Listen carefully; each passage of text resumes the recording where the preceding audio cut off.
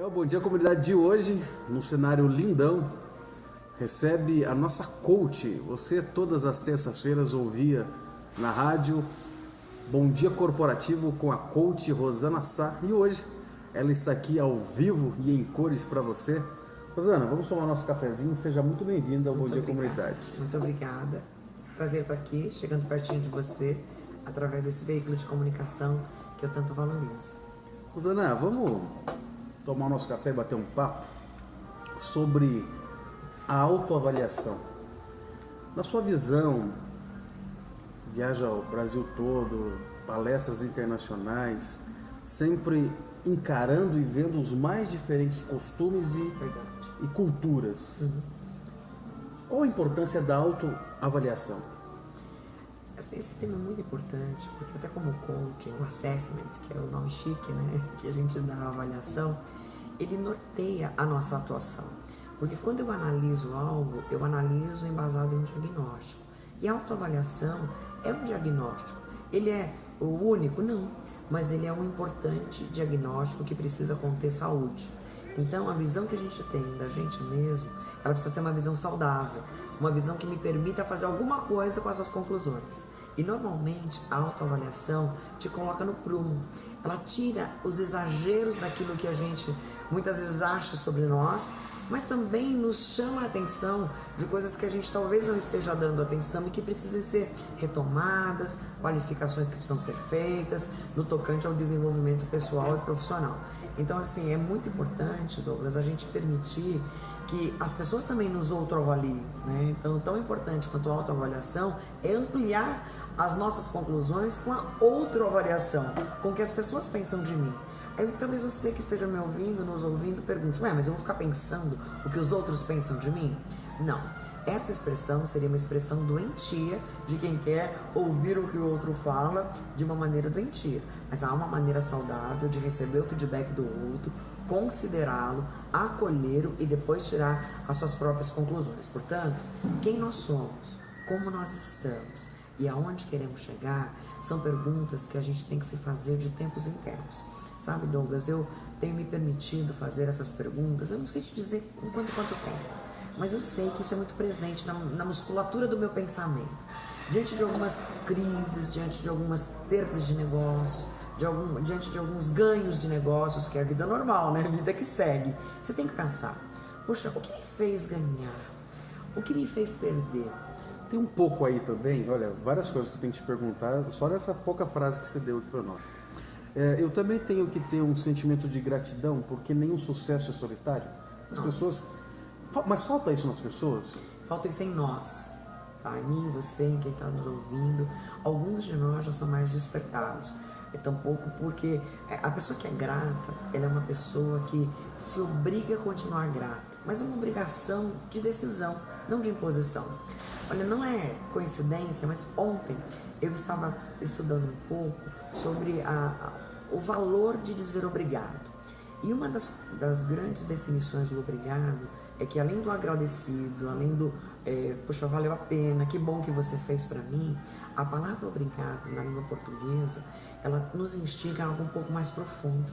Eu me ponho em obrigação de uma retribuição generosa. Isso é incrível. É uma condição de serviço. Isso, mas é uma condição decidida de serviço. Não é o obrigado da obrigatoriedade imposta. Você se obriga. Isso é gigante.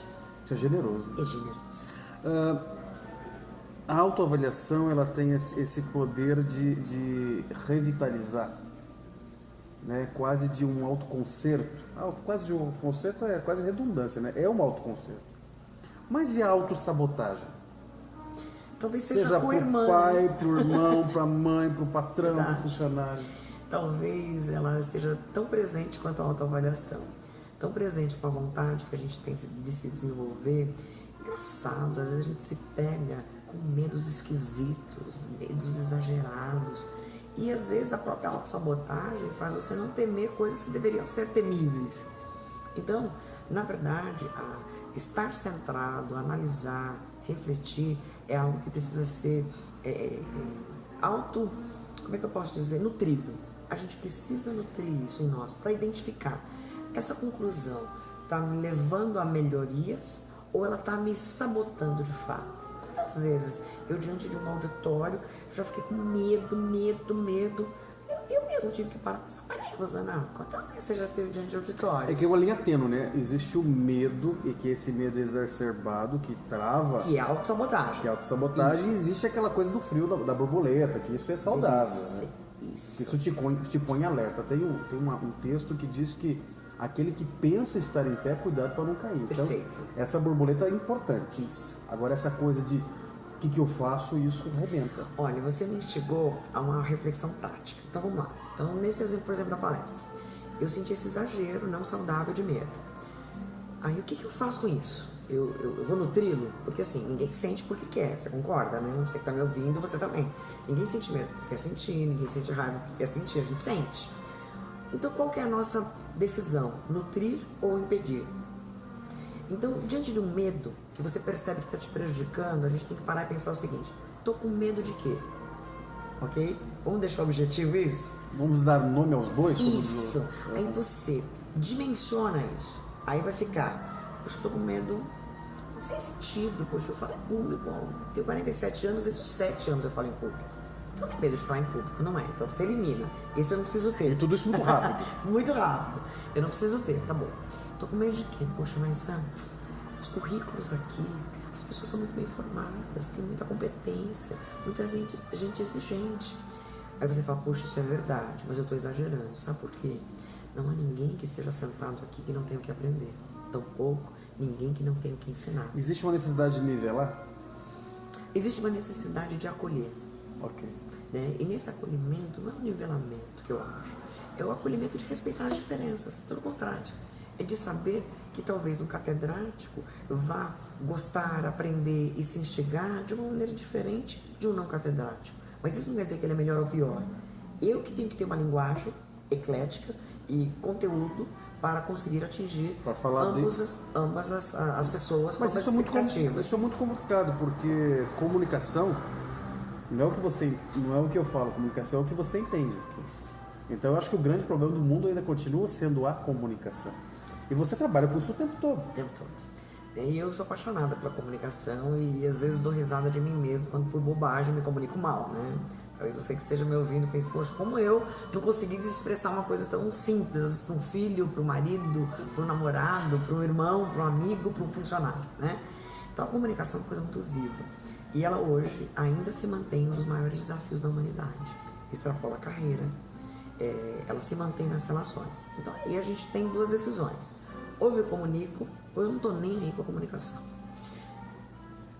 Rosana, isso é um gatilho que eu preciso exercitar para saber que hora romper com esse tipo de coisa? É verdade. Romper com medo, romper com essa coisa de eu tenho razão, romper com fechar o filtro, né? De não ouvir o chefe, de não ouvir o esposo, de não ouvir a esposa. É um exercício de humildade. Tem outras respostas. Mas aqui me vem à mente agora, sabe, Douglas, assim, a gente tem que ser humilde. Ninguém fica falando: eu sou humilde, não é isso. Mas a gente tem que se pôr. Senão a gente até perde, né? A história da medalha, né? Colocou a medalha e perdeu. Mas vamos conversar aqui, né? De uma maneira muito simples. A gente tem que se manter humilde quando a gente chega à conclusão que é uma ação humilde, a gente pensa o seguinte: estou incomodada com o Douglas, por que será? Pô, o que eu fiz? Estamos aqui. Tá, olha a comunicação como é que é. Mó bate-papo legal aqui. Poxa, se o Douglas me incomoda por quê? Será que ele me ameaça alguma coisa? A gente tem que ser honesto com os nossos sentimentos, porque eles também sinalizam coisas importantes. O que a gente não pode é dar voz total e a liderança para eles. Mas com certeza o processo da razão e do entendimento tem que considerar o coração. E que bom! Isso faz de nós seres humanos, seres que raciocinam, mas escutam os seus sentimentos. Eu acho que a grande roubada é quando você despreza de uma vez por todas o sentimento ou dá voz total para ele. Pera lá, cada coisa no seu lugar. Você sempre trata, enquanto coach, né, palestrante, você sempre, eu acredito, e você me corrija, você sempre tem o desejo de fazer o melhoramento das pessoas. Sim. E com certeza as pessoas vão nas suas palestras, você tem dentro da sua empresa ciclos, sempre o entendimento e o desejo de trazer o melhoramento para as pessoas. Entendo. Essa sinergia é importante. Mas quais são, na sua opinião, as principais dificuldades para que essa troca seja de êxito e de sucesso? Adorei essa pergunta. Muito obrigado. Adorei essa pergunta. Eu acho que ela é muito rica para a gente que está conversando aqui, para você que nos ouve agora ou que ouvirá isso em outro momento. Gente, a gente tem que ser especialista, se é que a gente tem que ser, entender necessidades. O mundo se move errado. É grande, né? A Rosana se move errado. As pessoas se movem errado quando a gente deixa as necessidades passarem à nossa frente sem que a gente as perceba. Então, se o desempenho é a solução de algo, é a evolução de algo, ele prediz e ele deve ser precedido por necessidades. Então, qual a necessidade que as pessoas têm? Que caminhos elas buscam? Que limitações elas precisam vencer? Então, o conhecimento e o entendimento das necessidades, para mim, é um dos maiores desafios pessoais e profissionais. Porque como coach, como mãe, como esposa, como palestrante, como empresário, como empreendedora, eu preciso entender de necessidades, porque só terá sentido o que eu propor se essa proposta tiver uma necessidade a ser suprida, um desejo a ser suprido, um sonho a ser realizado. Eu vou mais alto nos desafios para nós mesmos, tá? Nós precisamos, inclusive, despertar necessidades não entendidas pelas pessoas com as quais a gente se relaciona. Tem gente à nossa frente que tem necessidades explícitas de desenvolvimento e que não percebe. Aí vem um ditado de manhinha, né? Que com muito carinho, minha mãe era uma nordestina muito querida. Manhinha diz o seguinte: pior cego é aquele que não quer ver. Continua valendo isso mesmo, talvez dito por Harvard, com as pesquisas comprovadas. Fica mais bacana, mas eu prefiro a sua mãe falando isso. Sabe? Então, assim, e às vezes a gente diz às pessoas, mas a gente tem que se perceber, né? Há momentos que eu tô com burros em ponta de faca, né? E não tô parando pra ver, Rosana, o que tá acontecendo com você? Quais necessidades você não enxerga de si mesmo, né? Outro dia, eu viajo muito, né? Muito. E outro dia eu estava lá olhando pro meu marido com aquele desejo de fazer feliz, né? Nós completamos agora 25 anos de casado, eu acho que a gente não é apaixonado um pelo outro à toa, a gente se nutre. E eu fiquei pensando, putz, eu preciso melhorar como esposa, né? O que eu preciso fazer? Olha que boa a tua avaliação. E para nós, homens também. O que eu tenho que fazer? Aí eu fiquei pensando, de verdade, aí você acessa a coach, a professora universitária, tudo. Aí eu olhei pra ele tava um pouco distante assim. Falei, Rosana, apaga tudo. Que esposa será que ele precisa que eu seja? A pergunta que muda. O quê? Você muda a pergunta. A vontade é legítima. Olha que coisa bacana. A motivação que tá pura nesse caso, tá legítima. Mas eu, sabe, às vezes eu vou achar que ser uma melhor esposa, deixar minha casa brilhando no lustre de cristal. E ele vai falar, poxa, você fica melhor, você assiste o jogo comigo. Ok? A gente complica, Douglas. Mas você me remete a outra questão. Normalmente a gente tem criado soluções para problemas que não existem? A gente cria problemas que não existem. É, verdade. Aí a gente os cria. É. A gente fantasia, né? Eu acho que A tem gente- outras coisas que são concretas. As coisas são práticas. Uhum. As coisas são concretas e são bastante práticas, e a forma de entender o mundo tem que ser um pouco mais pragmática. A gente tem que parar um Isso. pouco de inventar. E quando você se pergunta, né, que esposa, como é que eu posso melhorar? E quando você inverte, que esposa que ele deseja ter Tá precisando e vice-versa, de mim. e vice-versa, talvez você utilize a máxima da compaixão, que é se colocar no lugar do outro. E a generosidade, né? De me abrir para me transformar em prol do outro. Porque eu não falei de nenhuma realização própria nesse momento. Eu, naquele momento, queria eu nem sei falar. Altruísmo. Com altruísmo, Nossa, fazer o bem aprendeu para rápido, ele. aprendeu rápido. Mas eu queria inventar altruisticamente, não ok, existe. tudo bem. Ou seja, era uma atitude que na hora você não percebe. Eu tô percebendo agora que a gente está conversando sobre o tema, tá? Mas na hora é muito instintivo. Ó, Bom Dia Comunidade trazendo reflexão para a Rosana. Sempre, sempre, sempre. Então, assim, eu tô fazendo por mim, não é errado fazer por nós mesmos. Pelo contrário, é um princípio de sobrevivência e de qualidade de vida. Eu preciso me cuidar, e por isso a importância da autoestima, que na verdade é uma autoestima controlada, né? Nem se sentir a última bolacha do pacote, mas também no sentir os piores dos piores. Então, esse sentimento de altruísmo, de fazer o outro feliz, ele vai longe. Quando a gente se habitua a fazer isso, você pensa no cliente. Puxa, aquele atendimento, aquele jeito de dizer alguma coisa, a resposta técnica, Douglas, será aquela. Porque fatos e dados não há argumentos. Então, quando você me diz o seguinte, que às vezes a gente inventa coisa, você está coberto de razões, e eu afirmo isso. Mas o contrário também é verdadeiro. Às vezes eu tenho tudo tão claro, uma razão tão explícita, que eu preciso dosar de solidariedade, não para mudar a minha opinião, porque a técnica me diz para fazer aquilo, é aquilo que eu vou fazer, mas para mudar a maneira de entregar aquele atendimento, aquela negativa, aquele não ou aquele não desse jeito. Eu tenho falado muito sobre atendimento humanizado, e não tenho falado muito porque gosto muito, tenho falado muito porque a necessidade é gigante. O mundo precisa disso. Tá? E aí eu fiquei pensando assim, por que em hospitais as pessoas têm treinamento de atendimento humanizado?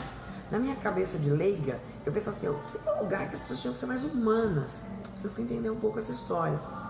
Não é um lugar que as pessoas têm que ser mais humanas. Elas são movidas por motivações humanas, mas se a própria humanização não colocar diante delas, as pessoas não colocarem uma proteção, elas morrem. E não conseguem fazer os atendimentos necessários, frios, processuais para a vida de uma pessoa. Protocolos de vida. Então, qual que é a questão?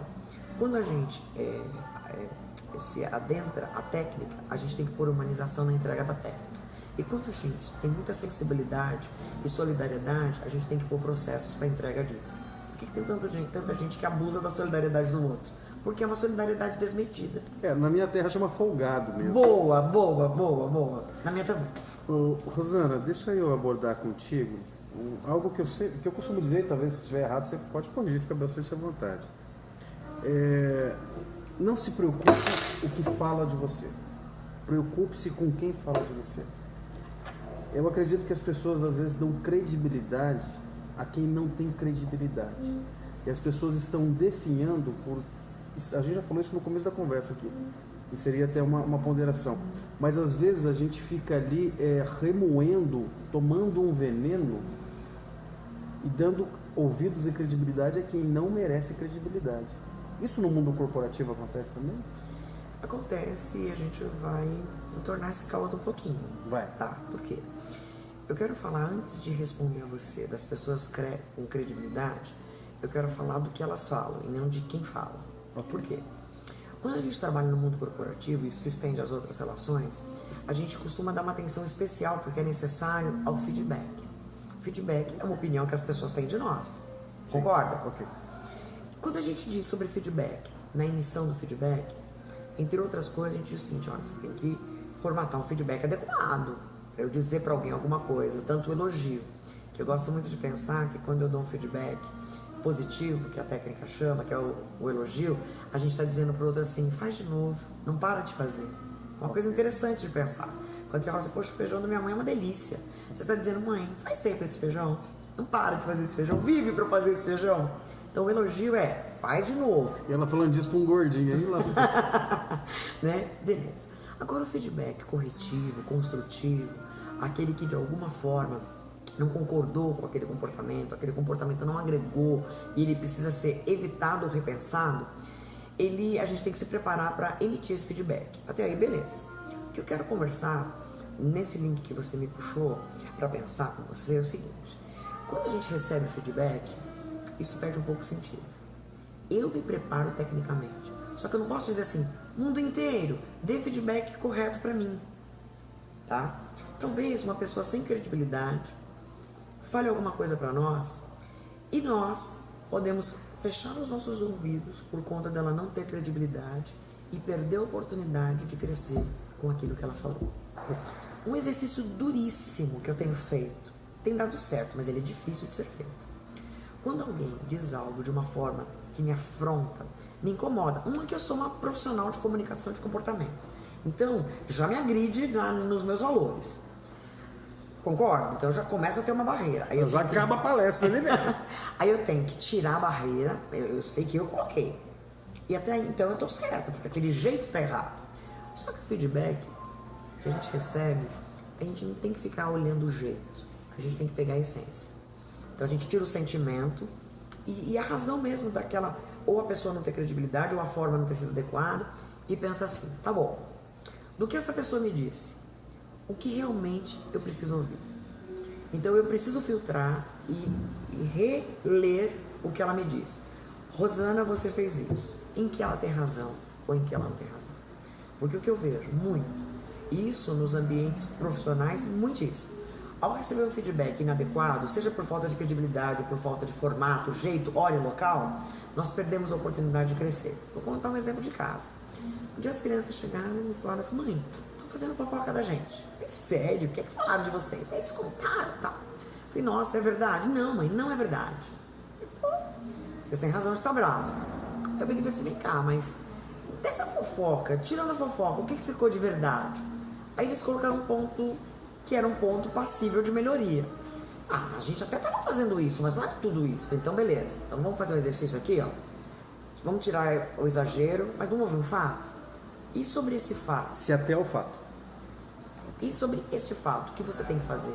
Porque senão, Douglas, a gente volta a ser mesquinho e perde a oportunidade de crescer. Só que não é um exercício fácil. Mas quem faz isso é uma pessoa diferenciada.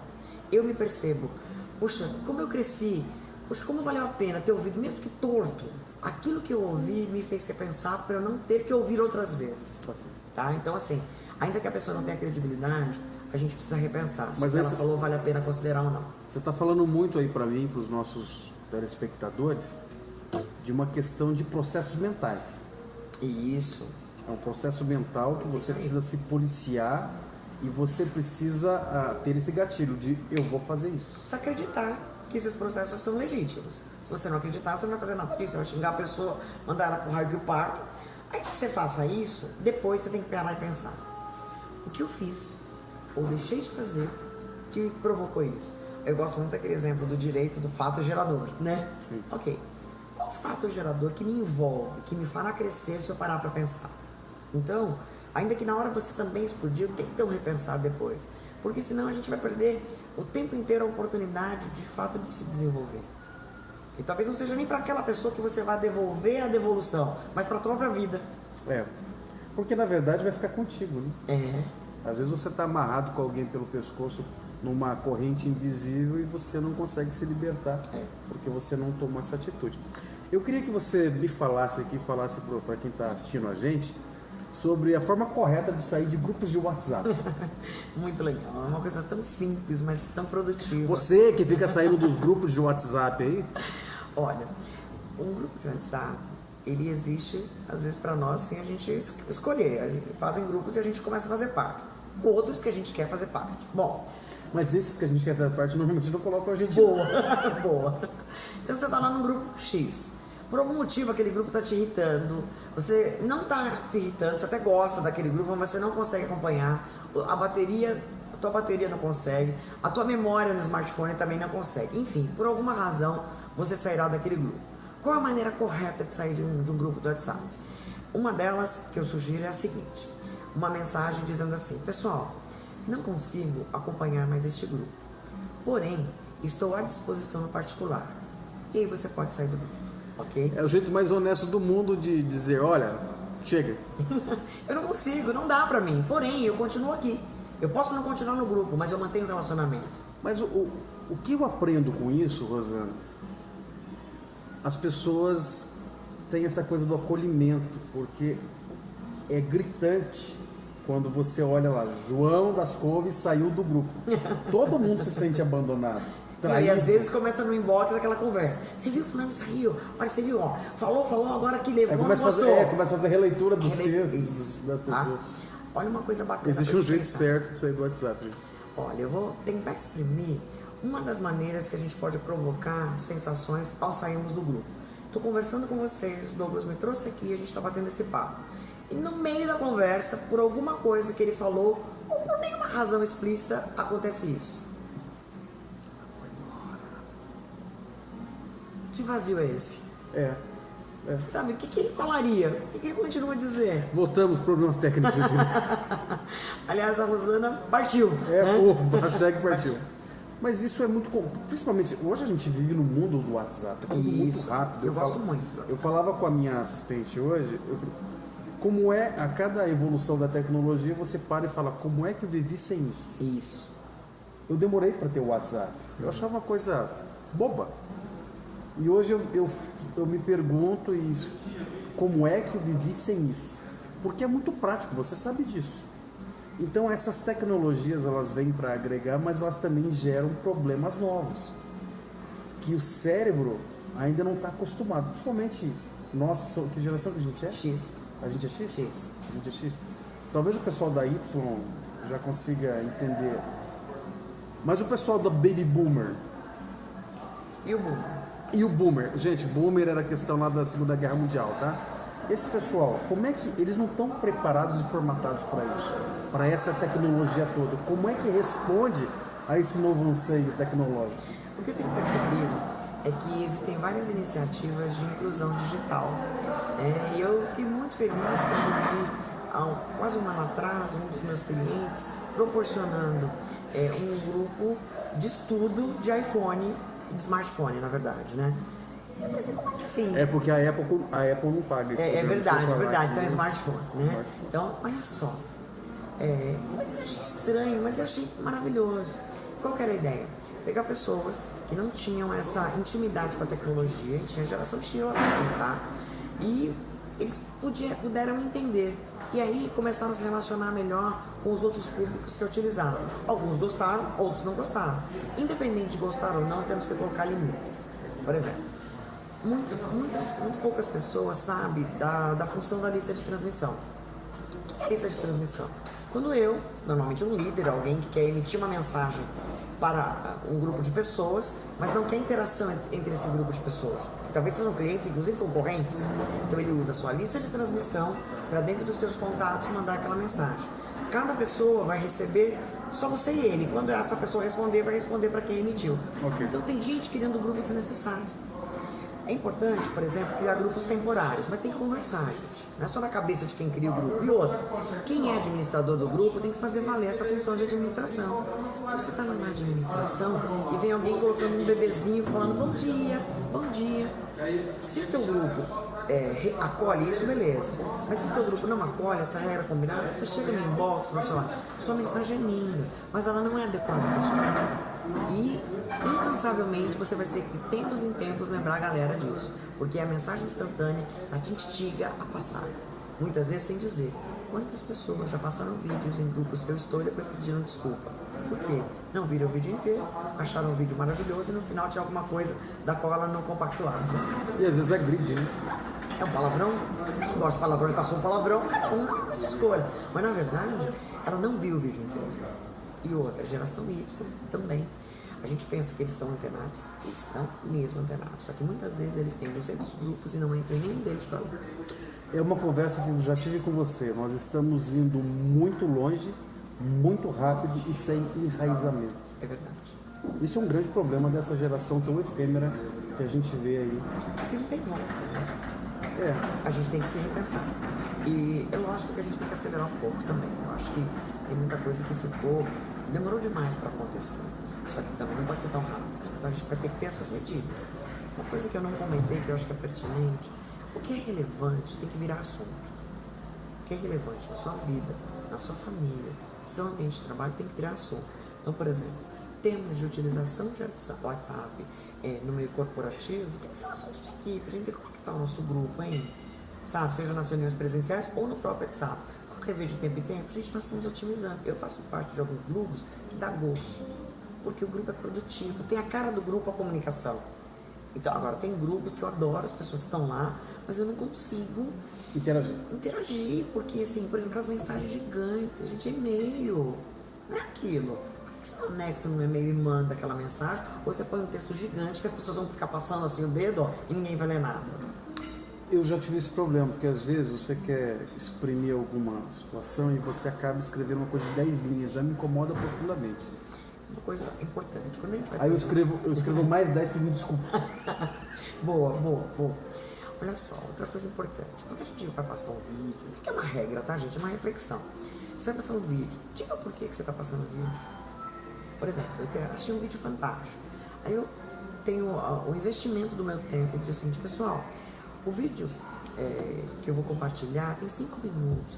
Reserve um tempo assim que puder, porque ele fala de assuntos sobre generosidade que impactaram na sua vida.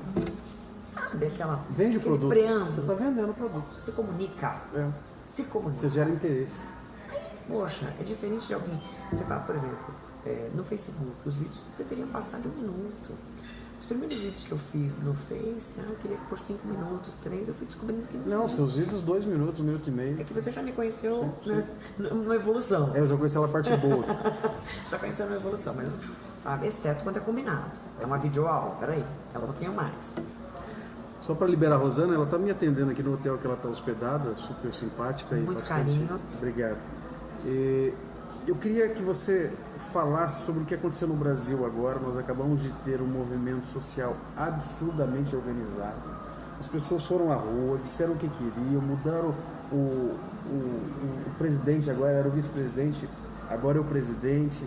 As pessoas se antenaram, só que tudo isso aconteceu muito por causa da força da juventude. Você sendo uma coach, alguém que faz palestras e está o tempo todo jogando com essa galera, qual que é a tua visão disso? Sem demagogia. Isso é muito bom ou isso é muito ruim? Sem demagogia, eu adoro a juventude. Talvez por uma parte de preservação da individualidade, porque me permite manter-me atualizado. Porque aos 47 anos eu não me sinto uma velha, mas eu também não sou jovem. Eu me sinto uma jovem senhora. Você concorda ou não, é com você. O fato de ser professora universitária me ajuda muito também. Eu, como trabalho voluntário, eu supervisiono um grupo de teatro, né, que tem a mescla de várias idades. Eu gosto da mescla de várias gerações juntas no mesmo ambiente, a vida como ela é. Você me faz lembrar o jugo, né? Quando você pega o boi novo com o boi velho, e um com a experiência, outro com a força, e a coisa caminha. Tá. Qual que é a diferença? Tratar as relações entre as gerações, não apenas a idade e a geração isoladamente. Então, por exemplo, nutrir de valores, ser nutrido por valores e respeito, para eu olhar para o mais experiente e falar assim, o que ele tem para me ensinar?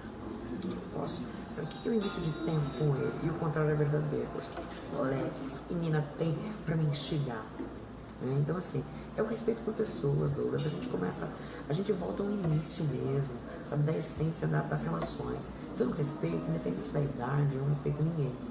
Eu me sinto muito revigorada com o vigor da juventude, porque eu penso que as grandes inovações vêm pela rebeldia do lado positivo, do romper o comum. A rebeldia do eu não concordo porque eu tenho que não concordar, isso aí também é horrível. Eu não concordo nessa parte. Então, a gente tem que repensar. E isso faz com que o exercício de quem exerce as funções precise ser repensado. Então, eu não posso... Hoje eu tenho clientes que são atendidos pela geração Y e até a Z, que são boomers. Então, pera lá. Se eu também, esse jovem que está entrando no mercado de trabalho, não respeitar o idoso, e quando o cliente dele foi idoso, ele não vai conseguir conversar? É verdade. Tá? É uma questão de não ter arrogância, né? O mais experiente entender que pode aprender com o mais novo, e o mais novo entender que o mais experiente tem muito a ensinar, independente se ele domina ou não as ferramentas. Né? E o interessante é assim, a comunicação, entre outras definições, eu não sei se eu já comentei isso contigo, entre outras definições é um ato de solidariedade. E olha, dá trabalho se comunicar, porque você realmente se esforça para que o outro entenda. E tem gente que não quer perder tempo. Eu considero isso um investimento de tempo, principalmente quando o outro é importante. Sabe quem é importante? Todo aquele que não sou eu apenas. Boa. Então o outro precisa ser considerado. Para eu te liberar, agradecemos demais, meia hora de bate-papo com a Rosana. Tem uma frase que eu achei fantástica o dia que eu ouvi. Alguém disse, somos 1000. E foi retrucado. Somos 1. Somos interessante. Somos fortes porque somos 1, não é porque somos 1000. A importância da unidade. É verdade. Isso no mundo corporativo, isso nas famílias, isso nas organizações da sociedade. A tua visão quanto a isso? Olha, você me fez lembrar uma coisa que eu acredito muito. Quando a gente trabalha com muitas pessoas, a gente precisa entender qual é o consenso entre essas pessoas.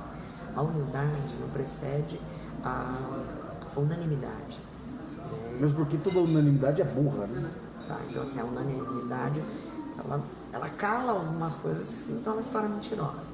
Mas a unidade quer dizer que uma maioria está dizendo alguma coisa que precisa ser repensada.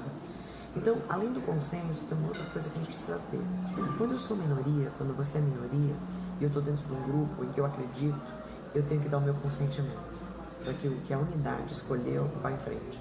Eu acho que um dos grandes recados, que se eu posso dar ao meio político não apenas no exercício da política do país, no exercício de articulações da vida como ela é. Nós precisamos dar consentimento às coisas que não saem do jeito que nós queremos que saiam. Então, se a gente tem votos internos de uma equipe de trabalho, vamos fazer dessa forma, e eu ainda penso diferente, eu vou ter que fazer daquele jeito. Então, eu dou o meu consentimento, eu dou o meu melhor.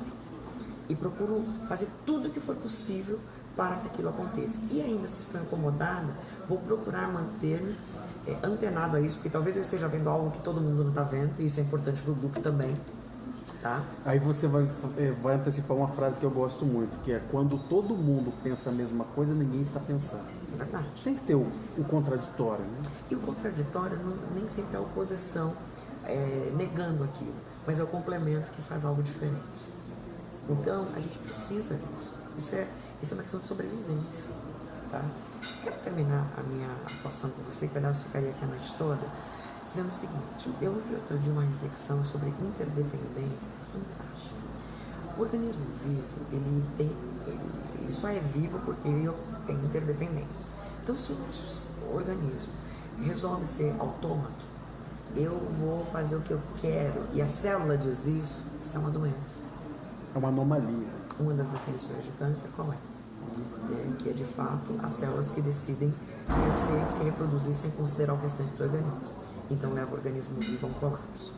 Essa reflexão que eu ouvi, e ela também veio com esse complemento para a organização. Eu preciso de interdependência, ou seja, autonomia, e sair isolado é uma faca de dois gumes, que ela só tem prazer no início dessa bandeira levantada.